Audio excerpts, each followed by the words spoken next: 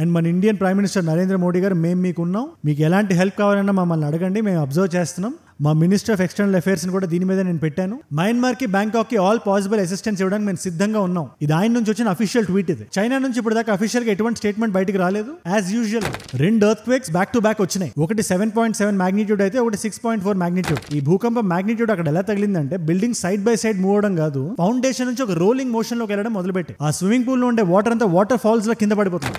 Myanmar లో 7.7 magnitude earth quake గురించి మీరు వినే ఉంటారు. బట్ అది ఎలా జరిగింది, దాని మీద లాస్ ఎలా ఉంది, పర్స్పెక్టివ్ లో చెప్పి మీకు చూపించాలంటే మీకు 3 ఇన్స్టెన్సెస్ చెప్తా. మయన్మార్ లో సగాయింగ్ అనే ప్లేస్ ఉంది. ఇప్పుడు ఈ ఎర్త్ క్వేక్ కి ఎపి సెంటర్ ఆ సగాయింగే. ఈ పాయింట్ కనబడుతుంది కదా, ఇది గుర్తుపెట్టుకోండి. ఈ భూకంపం మాగ్నిట్యూడ్ ఎంత పెద్దది అంటే 900 కిలోమీటర్ల అవతల బ్యాంకాక్ లో అప్పుడే కట్టిన బిల్డింగ్ ఒకటి ఉంది. 30 ఫ్లోర్లు ఉంటుంది. అది ఒక ఏరియా, అది చాటుచాక్ డిస్ట్రిక్ట్ అని, చాలా పెద్ద కమర్షియల్ జోన్ అది. సో జనాలు అది వెళ్తూ ఉండడం అదంతా ఉంది. అక్కడ లోకల్ టైం అరౌండ్ 12:30 PM కి జనాలకు దూరంగా బిల్డింగ్ కనబడుతుంది. వాళ్ళు చూస్తుండగానే వాళ్ళ కళ్ళ ముందే కొలాప్స్ అయిపోయింది మొత్తం బిల్డింగ్. దేవుడు దయవల్ల అండర్ కన్స్ట్రక్షన్ బిల్డింగ్ అది స్కెలిటల్ స్టేజ్ లోనే ఉంది, ఇంకా కన్స్ట్రక్షన్ మొత్తం పూర్తి అవ్వలేదు. ముందు అది మొత్తం కుప్ప కూలిపోయిన వీడియో మీరు ఒకసారి చూడండి. అక్కడ చూసిన వాళ్ళందరూ ఒకటే మాట అంటారు, మా కళ్ళ ముందు ఏదో ఒక డిస్టోపియన్ బిల్డింగ్ పడిపోయిన ఫీలింగ్ వస్తుంది మాకు. లోపల 43 కన్స్ట్రక్షన్ వర్కర్స్ ఉంటారు కదా, వాళ్ళు ఇరుక్కొని ఉన్నారు. వాళ్ళని బయటికి తీసుకురావడానికి సర్చ్ ఆపరేషన్ మొదలైంది. అక్కడే బ్యాంకాక్ లో డిజాస్టర్ మిటిగేషన్ డిపార్ట్మెంట్ అని ఒకటి ఉంటుంది. వాళ్ళు రంగంలోకి దిగి వాళ్ళని కాపాడే ప్రయత్నం చేస్తున్నారు. ఇదిలా ఉండగా కొన్ని బిల్డింగ్స్ అవతలకి వెళ్తే పెద్ద పెద్ద టాల్ బిల్డింగ్స్ ఉంటాయి కదా, ఇప్పటికే జనాలందరూ రోడ్ల మీదకి వచ్చేసారు. అందరికీ భయమే ఉంది. బ్యాంకాక్ ను ఒక ఎమర్జెన్సీ జోన్ లో డిక్లేర్ చేస్తారు అక్కడ ఉండే ప్రైమ్ మినిస్టర్. బ్యాంకాక్ లో బ్యాంకాక్ కింద లేదా థాయిలాండ్ కింద జరిగిన ఎర్త్ క్వేక్ కాదు ఇది. 1000 కిలోమీటర్ల అవతల జరిగింది. ఒక బిల్డింగ్ అలా మన కళ్ళ ముందే కూలిపోతే మిగతా బిల్డింగ్స్ ఉంటాయి కదా, హై రైజ్ బిల్డింగ్స్, పైన స్విమ్మింగ్ పూల్ అవి ఉంటాయి.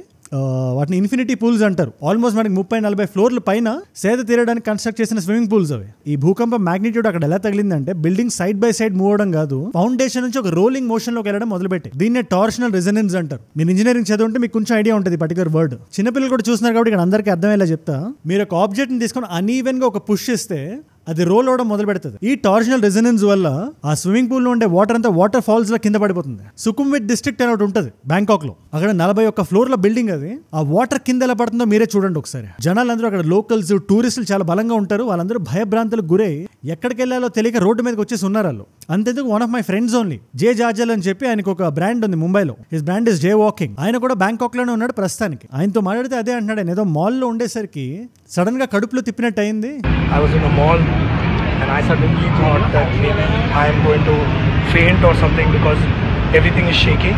అప్పటికి ఇంకా ఆబ్జెక్ట్స్ మూవ్ అవడం స్టార్ట్ అవ్వలేదు. ఇలా ఎందుకు అవుతుంది, బిల్డింగ్ స్లోగా రోల్ అవడం మొదలు పెడితే అవుతుంది. ఆ మాల్ ఏది కింద పడిపోలేదు, పెద్ద డ్యామేజ్ జరగలేదు. బట్ మయన్మార్ లో జరిగిన భూకంపానికి ఆ ట్రెమర్స్ ఏవైతే ఉన్నాయో అవి ఇక్కడ వరకు వచ్చేసాయి. ఆ మాల్ నుంచి అందరూ దిగిపోయారు. ఆయన అతని ఫోన్ లో ఒక వీడియో రికార్డ్ చేసి పంపించాడు, అదొకసారి చూడండి మీరు. ఇది డైరెక్ట్ సోర్స్ మనకి. ఇవాళ వీడియోలో పని చేయడానికి చూద్దాం, సైన్స్ ని పాలిటిక్స్ ని కలపడానికి చూద్దాం. అన్ని ఏజ్ గ్రూప్స్ వాళ్ళు ఈ వీడియోలు చూస్తున్నారు కాబట్టి అందరికీ అర్థమయ్యే భాష వాడతా. ప్లస్ మయన్మార్ లో ఏం జరిగింది, బిల్డింగ్స్ ఎట్లా కూలిపోయినాయి, బుద్ధిస్ట్ మాన్యుమెంట్స్ చాలా వరకు కూలిపోయినాయి. వాళ్ళకి ఐకానిక్ బ్రిడ్జ్ ఉంది, ఏవా బ్రిడ్జ్ అని, దాని గురించి మాట్లాడదాం. ప్లస్ ఇది మన ఇండియాలో నార్త్ ఈస్ట్ లో నాగాలాండ్, మణిపూరే కాకుండా ఢిల్లీ వరకు వచ్చింది. దీని ఎఫెక్ట్ ఇండియా ఎట్లా ఎఫెక్ట్ అయింది, చైనా ఎట్లా ఎఫెక్ట్ అయింది, మన ఇండియాలోని మినిస్ట్రీ ఆఫ్ ఎక్స్టర్నల్ అఫైర్స్ నుంచి నరేంద్ర మోడీ గారు వరకు దీని మీద ఎలా రియాక్ట్ అయ్యారు, ప్రతి ఒక్కటి మాట్లాడదాం. అండ్ నా దగ్గర నుంచి ఇలాంటి వీడియో రోజు కూడా మీ దగ్గర వస్తుంది, ఎవ్రీ సింగిల్ డే. ఏ రోజు మిస్ అవ్వదు. ప్రాంప్ట్ గా జరుగుతున్న విషయాలన్నింటినీ 10-15 నిమిషాల వీడియోలో చేసి మీ ముందు పెట్టేస్తాం. చిన్న పిల్లలకు కూడా అరటిపండు ఒలిచి నోట్లో పెడితే అర్థమయ్యేలా. రోజు చూస్తూ నాలెడ్జ్ పిల్ల కన్స్యూమ్ చేస్తున్న చాలా మందికి తెలిసి పాయింట్. బట్ ఈ వీడియోస్ చాలా మంది కొత్త వాళ్ళు కూడా రీచ్ అవుతున్నాయి కాబట్టి చెప్తున్నా. నేను వీడియో పెట్టగానే మీ దగ్గర రావాలంటే కింద కనబడే సబ్స్క్రైబ్ బటన్ నొక్కి పెట్టుకోండి.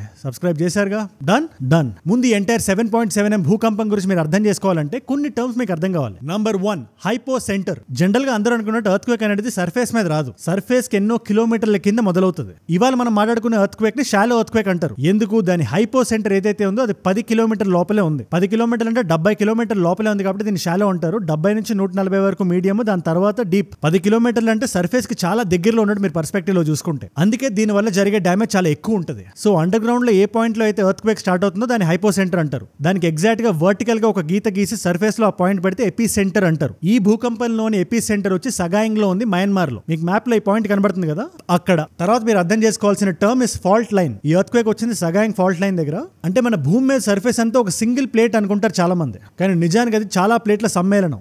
ఈ సగాయింగ్ ప్లేట్ ఏదైతే ఉందో 2 ప్లేట్లు ఎక్కడైతే కలుస్తూ ఉంటాయి అక్కడ ఫ్రిక్షన్ ఉంటుంది, ఓ చిన్న గ్యాప్ ఏర్పడుతుంది. దాన్నే ఫాల్ట్ లైన్ అంటారు. ఫాల్ట్ లైన్ దగ్గర ఎర్త్ క్వేక్ వచ్చే ఆస్కారం ఉంటుంది. ఈ ఫాల్ట్ లైన్ పేరు సగాయింగ్ ఫాల్ట్ లైన్. అండ్ ఆ 2 ప్లేట్లలో ఇండియన్ ప్లేట్ ఒకటి ఉంటే యురేషియన్ ప్లేట్ కింద ఉంటుంది అది. బర్మా ప్లేట్ ఒకటి ఉంది. అండ్ ఈ ప్లేట్లు రెండు క్రమేణా ఒక ప్లేట్ నుంచి ఒకటి దూరంగా వెళ్తున్నాయి. స్పీడ్ చాలా స్లో ఉంటుంది, అసలు మనం గమనించాం. ఒక సంవత్సరం మొత్తం ఉంటే 11 నుంచి 18 మిల్లీమీటర్ల వరకు దూరం జరుగుతుంటది. తద్వారా ఎనర్జీ రిలీజ్ అవుతుంది. ఆ ఎనర్జీ ఆ ఫాల్ట్ లైన్ కూడగట్టుకొని ఉంటుంది మయన్మార్ లో. అండ్ టైం టు టైం ఇలాంటి భూకంపాలు వస్తూ ఉంటాయి. ఇన్ఫాక్ట్ 1930 నుంచి 1953 మధ్యలోనే 7 మాగ్నిట్యూడ్ కన్నా ఎక్కువ ఉండే ఎర్త్ క్వేక్ 6 వచ్చినాయి. 1946 లో ఒకటి చాలా పెద్దది వచ్చింది, 7.7 ఉంది. అది 2012లో 6.8 ఉండేది ఒకటి వచ్చింది. అందుకే మయన్మార్ కి భూకంపాలు అవి రావడానికి చాలా రిస్క్ ఉంది. అండ్ ఈ ఫాల్ట్ లైన్ కూడా చిన్న చితక ఫాల్ట్ లైన్ కాదు, 1200 కిలోమీటర్లు ఉంటుంది వర్టికల్ గా మీరు లైన్ వేసుకొని గీసి చూస్తే. ఓకే, ఇప్పుడు మీకు సైన్స్ అర్థమైంది కాబట్టి షాలో ఎర్త్ క్వేక్ ఇది, తద్వారా డ్యామేజ్ ఎక్కువ జరిగింది. నార్త్ లో చైనీస్ రీజియన్స్ నుంచి వెస్ట్ లో ఇండియా వరకు, ఇంకా రైట్ లో ఉండే థాయిలాండ్ బ్యాంకాక్ గురించి అయితే చెప్పక్కర్లేదు. ఒక ఎమర్జెన్సీ జోన్ లో డిక్లేర్ చేశారు. ఇప్పుడు మీ అందరికీ ఒక డౌట్ రావచ్చు, ఇలాంటి ఎర్త్ క్వేక్ ఒకటి వస్తే అన్ని దగ్గరలో ఒకేలా రియాక్ట్ అవుతుందా అని. దీని ఆన్సర్ అంత సింపుల్ కాదు. ఎక్కడైతే హై రైజ్ బిల్డింగ్స్ ఉంటాయో, జనసంచారం ఎక్కువగా ఉంటుందో, ఈ ఫాల్ట్ లైన్స్ పక్కన అది ఉంటే ఆ ప్లేస్ అన్నిటిగానే హెవీగా ఎఫెక్ట్ అవుతుంది. ఎక్కడైతే సాఫ్ట్ సాయిల్ ఉంటుంది కదా, అక్కడ కూడా ఎక్కువ ఎఫెక్ట్ అవుతుంది. సరైన ఫౌండేషన్ లేకుండా కట్టిన బిల్డింగ్స్ ఫస్ట్ కూలిపోతాయి. స్టీప్ స్లోప్స్, మౌంటైన్స్ ఉండే రీజియన్స్ ఉంటాయి కదా, అవి కూడా డేంజర్ లో ఉంటాయి. ఇదే ప్లేట్లు కనుక సముద్రం కింద ఉంటే అది సునామీనే. దాని గురించి మనం సెపరేట్ గా తెలుసుకునే అవసరం లేదు. 2004లో ఏం జరిగిందో మనందరికీ తెలుసు. మనం ఎపీ సెంటర్ కి ఎంత దగ్గరగా ఉన్నామో, అంటే హైపో సెంటర్ పైన ఏదైతే లొకేషన్ ఉందో, ఎక్కడైతే అది ట్రిగర్ అయిందో ఆ లొకేషన్కి ఎంత దగ్గరగా ఉంటే ఎఫెక్ట్ అంత ఎక్కువగా ఉంటుంది. ఇప్పుడు ఇక్కడ మేజర్గా ఏం జరుగుతుంది, వర్టికల్ షేకింగ్, హారిజాంటల్ షేకింగ్ చాలా గట్టిగా జరుగుతుంది. మీరు చూస్తుంటే రోడ్లు చీలిపోవడం నుంచి వర్టికల్ గా అయితే బిల్డింగ్లు కొలాప్స్ అయిపోవడం దాకా. మరి ఇప్పుడు ఇంకో డౌట్ మీకు రావచ్చు, దగ్గరగా కదా ప్రాబ్లము, మరి బ్యాంకాక్ ఎక్కడో 1000 కిలోమీటర్ల దూరంలో ఉంది కదా, అంత దూరంగా ఉన్నప్పుడు ఎందుకు ఎఫెక్ట్ అయింది అంటే దానికి ఆన్సర్ ఉంది. నేల మీద ఎలాంటి సాయిల్ ఉందో దాన్ని బట్టి కొన్నిసార్లు ఎపిసెంటర్ దగ్గరగా ఉండే రీజన్స్ కన్నా దూరంగా ఉండే రీజన్స్ ఎక్కువ ఎఫెక్ట్ అవుతాయి. దానికి కారణం సీస్మిక్ వేవ్స్. ఇవన్నీ కాదు కానీ సింపుల్గా అర్థం చేసుకోండి. సాయిల్ సాఫ్ట్ ఉంటే డేంజర్ గట్టిగా ఉంటుంది. తర్వాత బ్యాంకాక్కి రెండో దురదృష్టం, ఈ పర్టికులర్ ఎర్త్ క్వేక్లో ఏం జరిగిందంటే, జనరల్గా ఇలాంటి భూకంపం వచ్చినట్టు ఒక డైరెక్షన్లో వేవ్స్ చాలా స్ట్రాంగ్గా ఉంటాయి. బ్యాంకాక్ టైం బాగాలేకపోవడం వల్ల ఆ వేవ్ డైరెక్షన్ బ్యాంకాక్ వైపు ఉన్నింది. దీన్నే రప్చర్ డైరెక్టివిటీ అంటారు. మీరు ఏదైనా స్టోన్ తీసుకొని ఇలా వాటర్ మీద వేస్తే దాని రిపుల్స్ ట్రావెల్ అవుతాయి చూడండి, ఒకటే డైరెక్షన్లో. అన్ని డైరెక్షన్స్ అలాగే ట్రావెల్ అవుతుంది కదా, అది ఒక డైరెక్షన్లో ఫాస్ట్గా వెళ్ళిపోతుంది, వాటర్ కానీ స్టోన్ కానీ. అలా అనుకోండి. ఇప్పుడు దాకా బ్యాంకాక్లో కాన్సిక్వెన్సెస్ మనం చూసాం. ఇప్పుడు అసలు కథలోకి వద్దాం. అసలు మయన్మార్లో ఏం జరిగింది అనే క్వశ్చన్ మీకు వస్తే, మయన్మార్లో సెకండ్ లార్జెస్ట్ సిటీ ఉంది మ్యాండలే అని. అది ఎగ్జాక్ట్ గా ఎక్కడ ఉంది, ఈ పర్టికులర్ సగాంగ్ కి చాలా దగ్గరగా, అంటే ఎపీ సెంటర్ కి దగ్గరగా పెద్ద బిల్డింగ్లు, జనసంచారం ఎక్కువగా ఉండే సిటీ అది. అక్కడ జరిగిన విధ్వంసం ఎక్కడా జరగలేదు. అంతెందుకు మ్యాండలేకి సగాంగ్ కి మధ్యలో ఒక రివర్ ఉంటుంది, ఇరావాడి రివర్ అని. ఆ రివర్ మీద ఒక ఐకానిక్ బ్రిడ్జ్, వాళ్ళకి అది ఒక హెరిటేజ్ ప్లేస్ లాంటిది, ఆవా బ్రిడ్జ్ అంటారు. ఎన్నో దశాబ్దాల క్రితం కట్టిన బ్రిడ్జ్ అది. ఈ భూకంపానికి అది కూడా తుడిచిపెట్టుకుపోయింది. 1200 మీటర్లు ఉంటుంది. 1934 లో కట్టారు. World War II లో దాన్ని డిస్ట్రాయ్ చేస్తే మళ్ళీ 1954 లో దాన్ని కట్టుకున్నారు పాపం. అది ఇప్పుడు వెళ్ళిపోయింది. అదే కాకుండా మ్యాండలేలో బగాన్ అన్న ప్లేస్ ఉంటుంది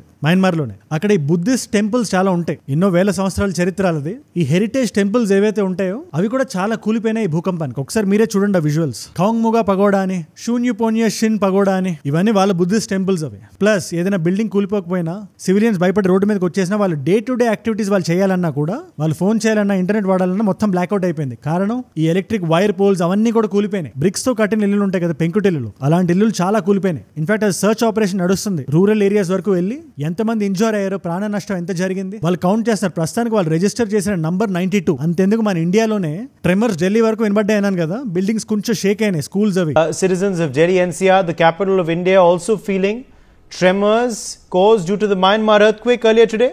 వెంటనే పిల్లల్ని, టీచర్స్ని, ఆఫీసుల్లో కొలీగ్స్ ని అందరూ ఇంటికి పంపించేశారు. ఎందుకంటే అందరూ అనుకున్నట్టు ఇది ఒక ఎర్త్ క్వేక్ కాదు, 2 earth quakes back to back వచ్చినాయి. ఒకటి 7.7 మాగ్నిట్యూడ్ అయితే ఒకటి 6.4 మాగ్నిట్యూడ్. అక్కడ జనాలు కొంతమంది మీడియా నెట్వర్క్స్ తో మాట్లాడుతూ, ఈ ఎర్త్ క్వేక్ అనేది మాకు ఒక నేచురల్ డిజాస్టరే కాదు, ఒక దొంగ కూడా మా ఇల్లులు, మా బ్రిడ్జ్లు, మా టెంపుల్స్ అన్ని తీసుకొని వెళ్ళిపోయింది. విలేజర్స్ ఉంటారు కదా, వాళ్ళు అలాగే మాట్లాడతారు. వాళ్ళ బాధ ఇంకెలా వ్యక్తం చేస్తారు వాళ్ళు. మన వరకు వస్తే వెస్ట్ బెంగాల్, అస్సాం, బీహార్, ఢిల్లీ వీటిలన్నిటి వరకు టచ్ అయింది. చైనాలో యూనన్ ప్రోవిన్స్ అని ఉంటుంది, మోస్ట్ హార్డ్ హిట్టింగ్ అదే.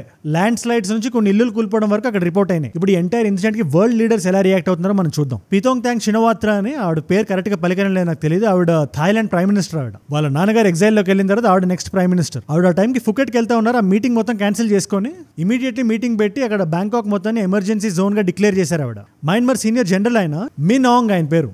6 ప్లేసెస్ లో స్టేట్ ఆఫ్ ఎమర్జెన్సీ డిక్లేర్ చేశారు ఆయన. సగాంగ్, మెండలే, బ్యాగో నుంచి మ్యాగ్వే, షాన్ స్టేట్, ఇంకో ప్లేస్ కూడా ఏదో ఉంది. ఈ 6 ప్లేసెస్ ని డిక్లేర్ చేశారు ఎమర్జెన్సీ జోన్స్ గా. అండ్ మన Indian prime minister Narendra Modi గారు, మేము మీకు ఉన్నాం, మీకు ఎలాంటి హెల్ప్ కావాలన్నా మమ్మల్ని అడగండి, మేము అబ్జర్వ్ చేస్తున్నాం. మా మినిస్టర్ ఆఫ్ ఎక్స్టర్నల్ అఫైర్స్ ని కూడా దీని మీద నేను పెట్టాను. మయన్మార్ కి, బ్యాంకాక్ కి ఆల్ పాసిబుల్ అసిస్టెన్స్ ఇవ్వడానికి మేము సిద్ధంగా ఉన్నాం. ఇది ఆయన నుంచి వచ్చిన అఫీషియల్ ట్వీట్. ఇది చైనా నుంచి ఇప్పుడు దాకా అఫీషియల్ గా ఎటువంటి స్టేట్మెంట్ బయటకు రాలేదు. యాజ్ యూజువల్ అది థాయిలాండ్ లో పేరుకున్నది సివిలియన్ గవర్నమెంటే అయినా బట్ వెనకుండి నడిపించేది మొత్తం ఒక మొనార్కీ. ఆల్మోస్ట్ వాళ్ళని పూజిస్తారు, ఎక్కడ పడితే వాళ్ళ ఫోటోస్ ఉంటాయి ఎవరైతే మోనార్క్స్ ఉన్నారో. సో ఫుల్ డెమోక్రసీ కాదు. ఇంకా మయన్మార్ గురించి చెప్పక్కర్లేదు, అథారిటేరియన్ కంట్రోల్లో ఉంది. సీనియర్ జనరల్ మినాంగ్ అనే అతని కంట్రోల్లో. ఈ రెండు ఆల్మోస్ట్ డిక్టేటర్షిప్ కంట్రీస్ అయినా కూడా ఇండియాకి చాలా దగ్గరైన కంట్రీస్, మనతో కల్చరల్ లీనియర్ చాలా బలంగా ఉండే కంట్రీస్. ఇది 1000 సంవత్సరాలు వెనక్కి వెళ్తుంది. చోలాస్ రూల్ చేసినప్పుడు వాళ్ళు సౌత్ ఈస్ట్ ఏషియా మొత్తం విస్తరించారు. అప్పుడు మన కల్చర్ మొత్తం అక్కడ వెళ్ళి చాలా స్ట్రాంగ్ గా రూటెడ్ గా ఉంది. మన సివిలైజేషన్ కాన్షియస్ ఇప్పుడు కూడా అక్కడ ఉంది అని చెప్పి మనం చాలా బలంగా నమ్ముతాం. అందువల్లే ఈ ప్రేమ. అంతెందుకు వాళ్ళ బర్మీ స్క్రిప్ట్ ఉంటుంది కదా, అది ఆల్మోస్ట్ మన బ్రహ్మీ స్క్రిప్ట్ లాగే ఉంటుంది. వాళ్ళ పేర్ల నుంచి వాళ్ళు పూజించే దేవుళ్ళ వరకు మన హిందూయిజం నుంచి హెవీలీ ఇన్స్పైర్ అయి ఉంటారు. ఆ లొకేషన్ అనేది ఎప్పుడూ ఒక స్లీపింగ్ జైంట్ లాంటిదే మయన్మార్. ప్రాణ నష్టం మినిమల్ ఉండాలని, ఎక్కువ మంది ఇంజూర్ అయ్యి ఉండకూడదని, దీని నుంచి ఆ కంట్రీస్ రెండు త్వరగా కోలుకోవాలని చెప్పి నేను దేవుడిని ప్రార్థిస్తున్నాను. ఈ ఎంటైర్ సిచ్యువేషన్ మీద మీ అభిప్రాయం ఏంటి? సైంటిఫిక్ గా నేను ఏదైనా పాయింట్ మిస్ అయ్యానా, పొలిటికల్ గా ఏదైనా పాయింట్ మిస్ అయినా నాకు కింద కామెంట్స్ లో రాయండి. ఈ టాపిక్ ఏదైతే ఉందో కొంచెం సైంటిఫిక్ గా వెళ్తే చాలా కాంప్లెక్స్ వెళ్ళిపోతుంది. అదంతా కాకుండా బేస్ లెవెల్ ని టచ్ చేస్తూ అందరికీ అర్థమయ్యేలా చెప్దాం అనేది నా ప్రయత్నం. సో చిన్నపిల్లలు ఎవరైతే చూస్తున్నారో వాళ్ళకు కూడా అర్థమైంది అనుకుంటున్నాను ఈ వీడియోని. పేరెంట్స్ ఎవరైనా చూస్తున్నా కూడా పిల్లలకు చూపించండి. ఎందుకంటే టర్మ్స్ ఏవైతే ఉంటాయో, మన చుట్టూ ఏం జరుగుతుందో, ముఖ్యంగా ఇలాంటి కెలామిటీస్ గురించి, జనరల్ నాలెడ్జ్ గురించి, కరెంట్ అఫైర్స్ గురించి పిల్లలు ముందు నుంచే తెలుసుకోవాలి. అది నేను చాలా బలంగా నమ్ముతాను. అండ్ రేపు video, Sunday video as usual గా మన నుంచి మీకు ఒకటి వస్తుంది. ఎక్స్ట్రా వీడియో కూడా చూడాలనుకుంటే ఖచ్చితంగా మెంబర్షిప్ తీసుకోండి. ఇది అందరినీ తీసుకోమని కూడా చెప్పట్లేదు నేను. వారం మొత్తంలో జరిగే న్యూస్ మొత్తం కవర్ చేస్తాను. నా నుంచి నేను ప్రామిస్ చేసినట్టు డైలీ వీడియోస్ వస్తానే ఉంటాయి. ఆ ఎక్స్ట్రా వీడియో కూడా చూద్దాం అనుకునే వాళ్ళకి మాత్రమే ఇది. అది కూడా యూట్యూబ్ టీం నుంచి నాకు వచ్చిన రిక్వెస్ట్, మెంబర్షిప్స్ ఓపెన్ చేయమని. సో రేపు 2 వీడియోస్ వస్తున్నాయి. ఒకటి మన జనరల్ వీడియో, ఒకటి మెంబర్షిప్ వీడియో. అండ్ మీరు ఇక్కడ దాకా నా వీడియోలో వచ్చారంటే నా వీడియోస్ మిమ్మల్ని ఆకట్టుకుంటున్నాయి అండ్ ఒక వాల్యూ పొందుతున్నారు. Thank you so much for that. మీరు ఇస్తున్న ఈ వాచ్ టైం ఏదైతే ఉందో, మీరు ఇస్తున్న ఈ రిటెన్షన్ ఏదైతే ఉందో, ప్రాణం పెట్టి నన్ను పనిచేయడానికి, ఏ రోజు వీడియో వదలకుండా మీ ముందు తీసుకురావడానికి నన్ను ప్రేరేపిస్తుంది. మీరు ఇంట్రెస్ట్ గా లాస్ట్ వరకు చూస్తేనే కదా నాకు కూడా ఎంకరేజ్మెంట్ ఉండేది. ఒక్క మాట కూడా ఇర్రెస్పాన్సిబుల్ గా బయటకు రాకూడదు అని పనిచేస్తాను నేను. అలా రాత్రి పగలు పనిచేయడానికి మీరే నా ప్రేరణ. You are my inspiration. Daily చూస్తున్న వాళ్ళకి ఓకే, నాలెడ్జ్ పిల్ల కన్జ్యూమ్ చేస్తున్నారు. కొత్తగా వచ్చిన వాళ్ళు ఎవరైనా కింద కనబడే సబ్స్క్రైబ్ బటన్ నొక్కి పెట్టుకోండి. సబ్స్క్రైబ్ చేశారుగా, డన్. అండ్ ఇలాంటి వీడియో ఐడియా టాపిక్స్ నాకు వచ్చి డైరెక్ట్ గా ఇద్దాం అనుకుంటే Instagram is the great place. Ajay from ఏజుడ్ అని ఉంటుంది. అజయ్ ఫ్రమ్ ఏజుడ్ 1+ మిలియన్ ఫాలోవర్స్ ఉంటారు. You should be able to find me. And ఇవాల్టి question, who is the king of Bangkok? Answer తెలుసుకోవాలంటే నా ఇన్స్టాగ్రామ్ లో పెడతా నేను. నా స్టోరీలో ఉంటుంది. వీడియో రిలీజ్ అయ్యే టైంకి వచ్చేసేయండి. ఇలాంటి వీడియోస్ ని రీల్స్ లో చూడొచ్చు, లేదా నా లైఫ్ లో నా చుట్టూ ఏం జరుగుతుందో కూడా చూడొచ్చు. అండ్ మీకోసం 2 కాంప్లిమెంటరీ వీడియోస్ పెడుతున్నా. ఈ పర్టికులర్ వీడియో, అమెరికాకి ఇండియాకి మాటల యుద్ధం ఒకటి జరుగుతుంది. వాళ్ళు రిలీజ్ చేస్తున్న రిపోర్ట్స్ కానీ, హ్యాపీనెస్ ఇండెక్స్ కానీ అంత కరెక్ట్ గా లేవు. దాని గురించి నేను మాట్లాడుతూ క్లియర్ వీడియో చేసి, ఆ పర్టికులర్ వీడియో ఇక్కడ ఉంటే, ఇదే అమెరికా ఇరాన్ తో గానీ, గాజాతో గానీ, లెబనాన్ తో గానీ, యెమెన్ తో గానీ ఒక యుద్ధం ప్రకటించింది. ఆల్మోస్ట్ వరల్డ్ వార్ 3 లాంటిది. దాని గురించి ఒక వీడియో ఇక్కడ ఉంది. మీకు ఏ వీడియో ఇంట్రెస్ట్ ఉంటే ఆ వీడియో చూడండి. అండ్ నేను మిమ్మల్ని మళ్ళీ రేపు కలుస్తాం. మనందరం కలిసి పెరగాలి, కలిసి ఎదగాలి. Let us all grow together. Let us all rise together. Rise above ignorance, rise above arrogance, rise above hate. ఏజుడ్ అంటే మనం. జై హింద్, జై భారత్, జై ఆంజనేయ, ఓం నమః శివాయ.